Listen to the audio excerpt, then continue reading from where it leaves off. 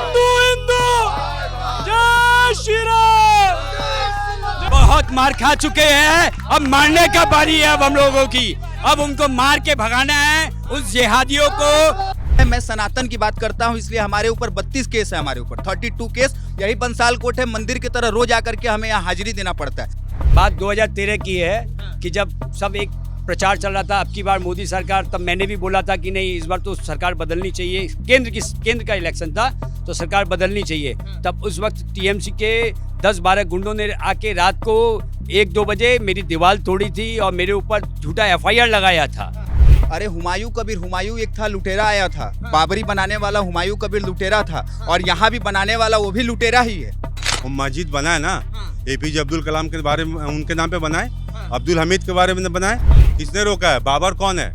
उसका क्या रोल रहा है हिंदुस्तान में? जिसने लूटा आक्रांताओं के नाम पे आप मस्जिद बनाएंगे?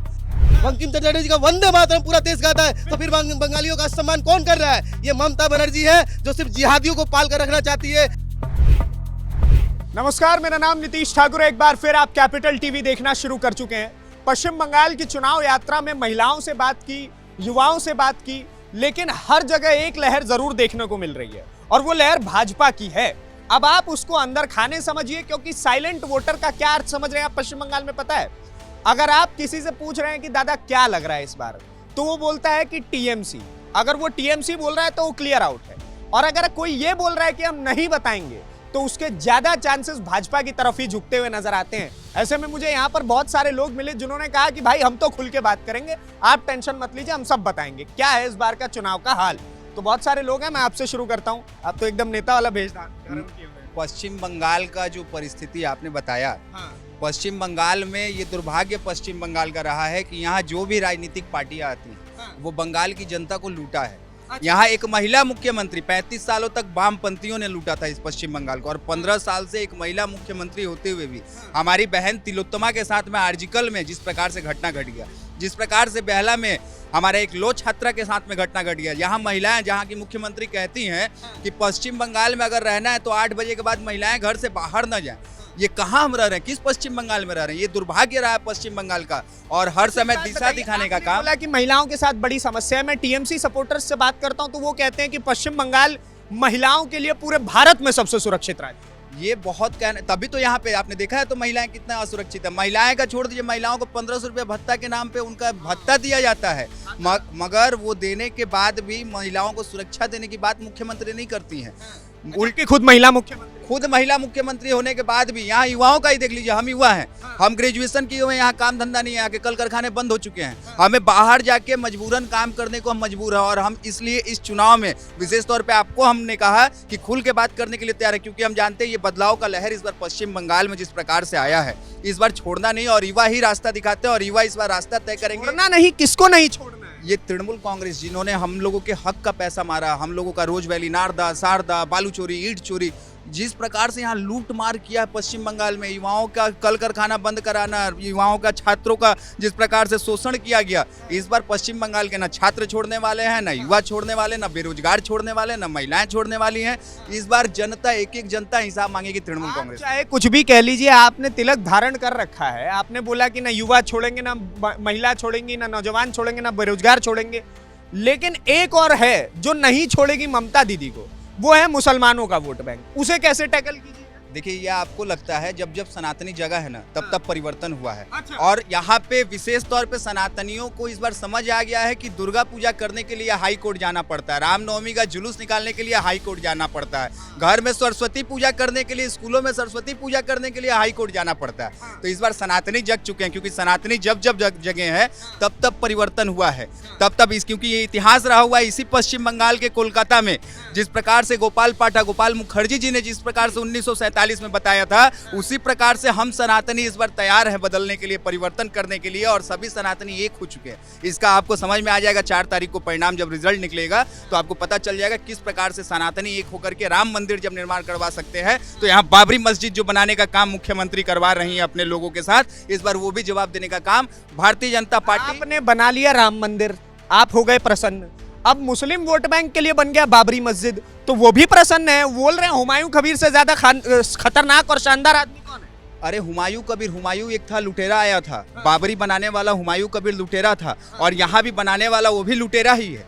वो भी पश्चिम बंगाल के मुसलमानों को बेवकूफ बना रहा है, जिस प्रकार से तृणमूल कांग्रेस बेवकूफ नहीं बना रहा है। मस्जिद का देखिए ईंट वीट सब रखा गया है। अभी आपने जो कहा बाबरी मस्जिद बना रहा है, वो मस्जिद बना है ना एपीजे अब्दुल कलाम के बारे में, उनके नाम पे बनाए, अब्दुल हमीद के बारे में बनाए।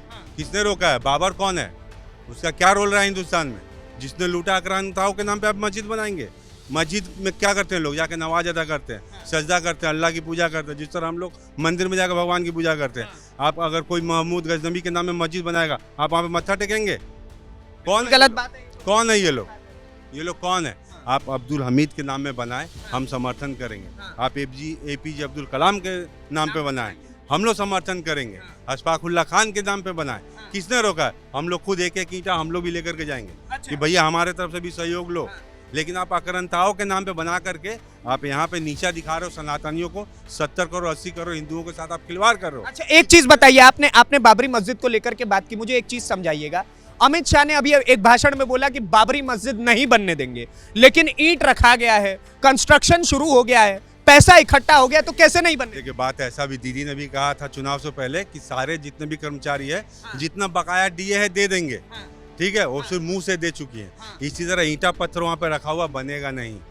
कौन रोकेगा? हम लोग रोकेंगे, आक्रांताओं के नाम पे नहीं बनेगा। एक्चुअली क्या है, अमित शाह ने क्या बोला कि बाबरी मस्जिद नहीं बनने देंगे। आप मस्जिद बनाइए ना, बाबर के नाम पे क्यों बनाएंगे जो देश का लुटारा था? आप मस्जिद बनाइए, मस्जिद से हमें कोई समस्या नहीं है भैया। तुम्हारे धर्म की जगह बंगाल में फिर से कार सेवा होने वाला है क्या? 1990 में देखने को 1990 में हुआ था, वो अब वापस से हो सकता है, पर उसके लिए हमें सनातनियों को एक होना पड़ेगा। हमें समझना पड़ेगा, सिर्फ मुस्लिमों को वोट बैंक के नाम पे डराया जाता है। मुस्लिमों को सिर्फ वोटर समझ के डरा के अपने पक्ष में वोट ले लो, बीजेपी तुम्हें देश से बाहर निकाल देगी। तुम्हें सीए का कानून दिखा के और इसका एनआरसी की उसका कानून दिखा के मुस्लिमों को डराया जाता है, और टीएमसी अपने पक्ष में वोट ले रही है। डराया कहाँ जाता है? वो तो बोल रही है कि 1 सेकंड लागबे, 1 सेकंड लगेगा, एक कम्युनिटी पूरा खत्म करते हुए चली जाएगी। वो तो पावर दे रही है, डरा कहाँ? तो वही है, उनको पावर दे रही है और उनको डरा के रख रही है, और उस पावर का यूज़ कर रही है कि तुम लोग इकट्ठे हो, हमारे साथ में रहो, और हम तुम्हारे पावर से बीजेपी को रोकेंगे, सनातनियों को रोकेंगे, और बंगाल में वो दूध देने वाली गाय है, हम उसका यूज़ करेंगे। अच्छा, देखिए, पश्चिम बंगाल और इसी कोलकाता से राम और शरद कोठारी थे जिन्होंने बाबरी का ढांचा गिराया था अयोध्या में जाके। तो ये आप याद रखें, राम और शरद कोठारी यहाँ हर एक युवा बन चुका है। अगर वैसा जरूरत पड़ता है तो उस बाबरी का जिस प्रकार से वहाँ निर्माण हुमायूं कबीर करवा रहा है, उसे तोड़ने का काम इस बार युवा और राम शरद कोठारी जी जैसा हम जैसा युवा इस बार काम करेंगे। क्योंकि हम जानते हैं जिस प्रकार से यहाँ पे जनता को बेवकूफ़ बना रही है मुख्यमंत्री। इस बार तो इनके साथ सरकारी कर्मचारी भी नहीं है उनके साथ में। इस बार जिस प्रकार से उन्होंने 7वां वेतन लाने का हम लोगों ने वादा किया है, इस बार हम लोगों ने मैनिफेस्टो भाजपा का पढ़ा है, 7वां वेतन लेके आ रही है। इस बार सरकारी कर्मचारी भी जानते हैं कि डबल वेतन उनका होने जा रहा है। इसलिए पश्चिम बंगाल में परिवर्तन तय है।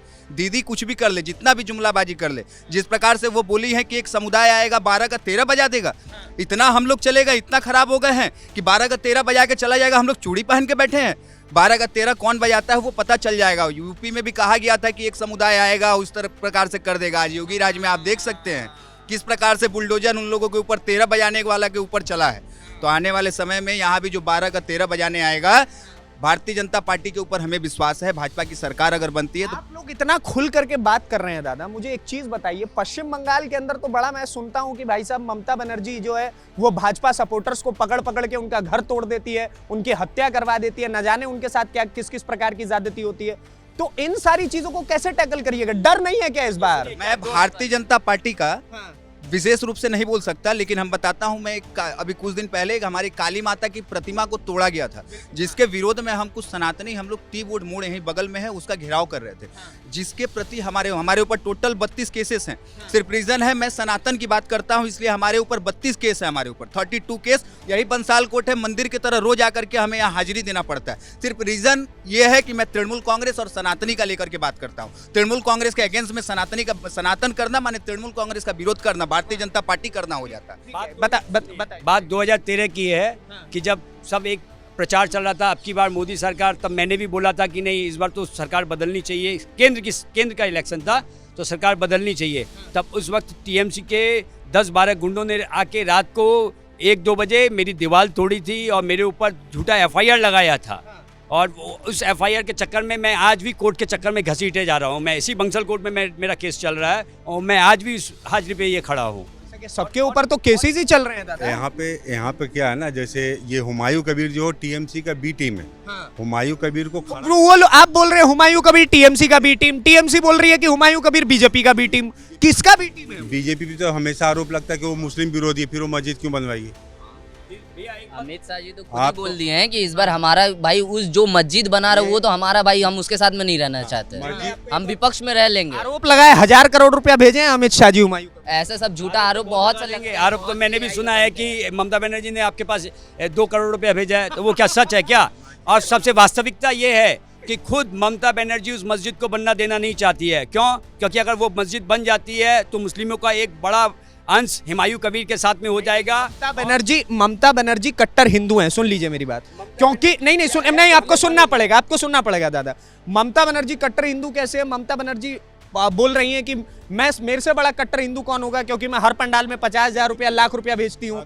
उसके बाद कह रही हैं कि मैं बाबरी मस्जिद नहीं बनने दी हूँ। उसके बाद कह रही हैं कि मैं मंदिर का निर्माण करवाऊंगी चुनाव। सिर्फ वो जो पैसे दे रही है उस क्लब को, उस पूजा कमेटी को अपने पक्ष में रखने के लिए, और इसके अलावा कुछ नहीं। और बता दे रहा हूँ सबकी बात कर रहे हैं। पश्चिम बंगाल का आपने बजट देखा था? कितना था बताइए? नहीं बताया आपने? बजट देखा था? नहीं, मैंने नहीं। पश्चिम बंगाल का डेवलपमेंट को लेकर के ममता बनर्जी कितनी बड़ी शुभचिंतक है। 140 करोड़ रुपया बजट में पास किया गया है पूरे पश्चिम बंगाल का डेवलपमेंट के लिए। और मदरसा, मौलवी और मस्जिद के लिए 5120 करोड़ रुपया पास किया गया है। बोलते माँ माटी मानुस MMM।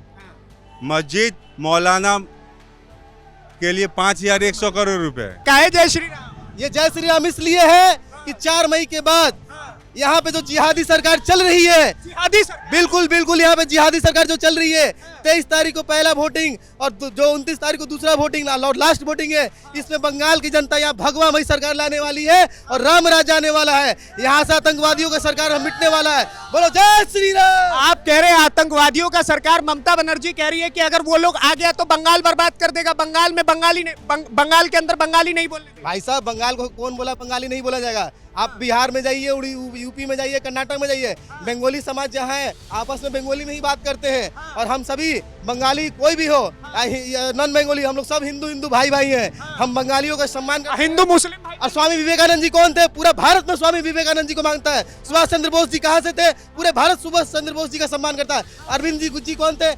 रविन्द्रनाथ टैगोर जी कौन थे? जनगण मन लिखा हुआ हम लोग पूरा गाते हैं। बंकिम चंद्र चटर्जी कौन है? बंकिम चंद्र चटर्जी का वंदे मातरम पूरा देश गाता है। तो फिर बंगालियों का सम्मान कौन कर रहा है? ये ममता बनर्जी है जो सिर्फ जिहादियों को पाल कर रखना चाहती है। बांग्लादेशी घुसपैठियों तो मैं पूछ रहा हूँ, आप बोले कि हिंदू भाई, हिंदू मुस्लिम भाई क्यों नहीं? राष्ट्रवादी मुसलमान का हम सम्मान करते हैं, लेकिन जिहादी मुसलमानों का नहीं।